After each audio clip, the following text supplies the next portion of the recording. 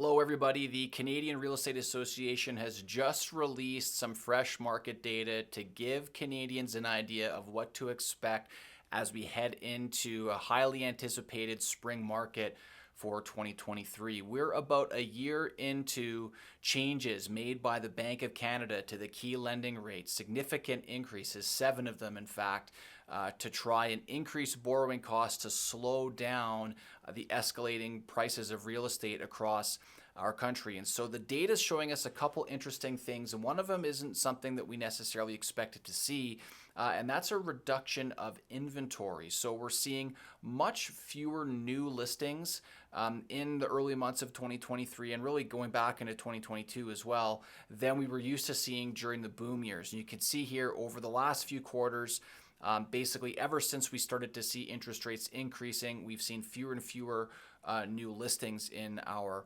market. So why would that be? Well, there's fewer sales that have happened as well, and that was to be expected. As you're increasing the cost of borrowing, it's going to mean harder qualification criteria for purchasers of real estate.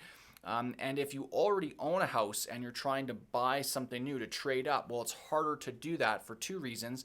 If you're not seeing the property that you want to buy because it's not being listed, because the owner of that property can't afford to purchase the new property that they want, they're not going to put it on the market.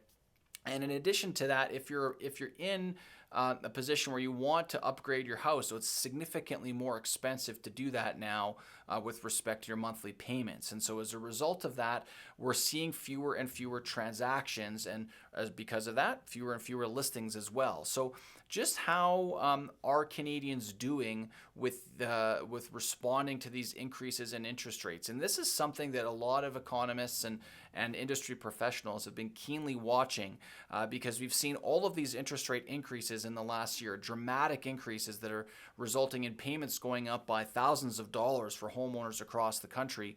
But what we're not seeing are large amounts of defaults. We're not seeing the foreclosure numbers come up. We're not seeing banks taking property back and, homeowners dropping the keys off at their local branch. None of that is happening right now. In fact, our mortgage market is very, very healthy with over 5 million mortgages in Canada. This is something that's tracked by the Canadian Bankers Association. We only have less than 0.2%, 0.15% of all of the mortgages in the country are in default right now. In arrears. And arrears is defined as 90 days or 3 months worth of payments that have been missed. And so that's very close to statistical norms in Canada.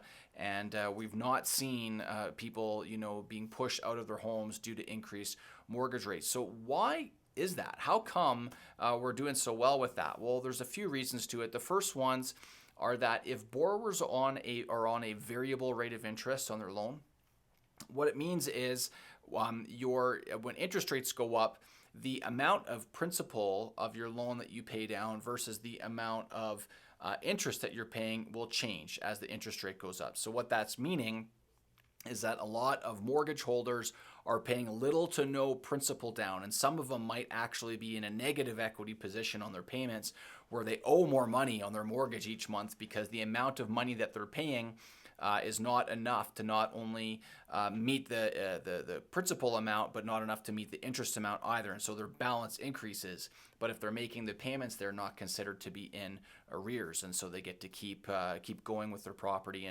and aren't in any trouble with the bank or anything. So that's one reason. The other reason is that homeowners have lots of equity. And so they're able to access this equity for consumer spending or other things, which will allow them to, take on more debt outside of their mortgage, but they can keep making their mortgage payments so as to not fall into arrears. Nobody wants to lose their house or risking that. And because of that, you can see borrowers are smart.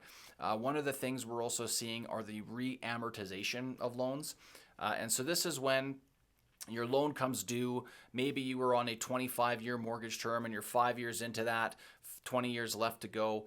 Well, when you get your new mortgage, you may say, okay, I'm going to extend this out for another 5 years and take on a new 25-year loan so that the amount of principal that you're paying down each month is less, which will mean a lower monthly payments and a more manageable expense for your household. So a couple of things to note on the data released from the Canadian Real Estate Association is the balance of the market in Canada right now. And we are seeing it shift towards the buyer as a result of these increased interest rates. Okay, so a balanced market is considered to be around 2.5 months worth of supply.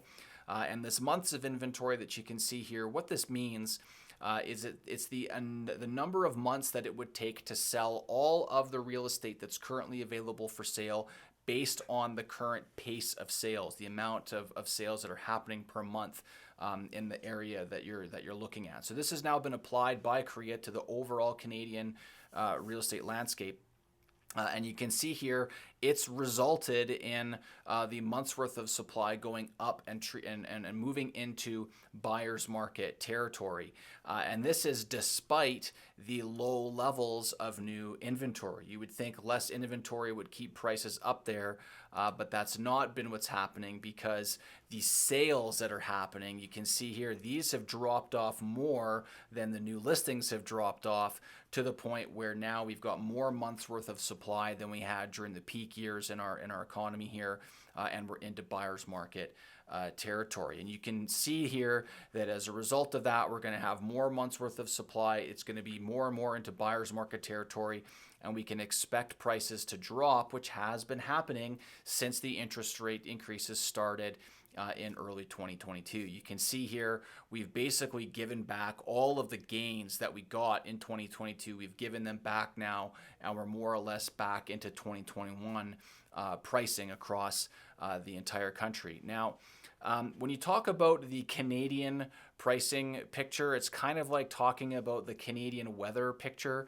in that it's really hard to do that and hard to draw inferences on where the data is going and what it can tell you when you're taking it across such a wide area, across different regulatory environments in different provinces, different local economies. But it still does tell us a couple interesting stories here. And the biggest one is that Toronto and Vancouver continue to skew the data.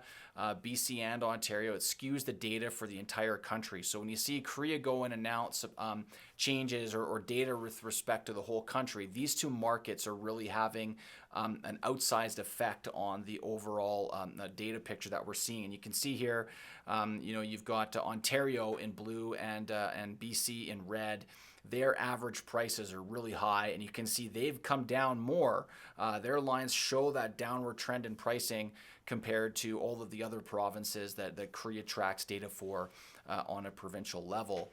And the damage might not be done for those markets yet, because if you look at the Toronto Real Estate Board, in here, there's an interesting thing that I pulled out of that.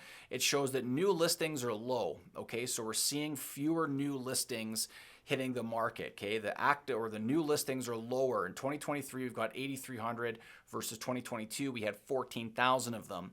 But the overall active inventory is higher now than it was last year. There's 9,600 listings in Toronto versus just under 7,000 that we saw last year. So there's more selection for buyers, which is why you're seeing these months worth of supply come up and the pricing start to come down in these markets. And so despite there being less new inventory and that kind of stealing the headlines for a little bit, like we saw here from RE/MAX Canada, you're going to see a downward pressure on pricing continue in Toronto.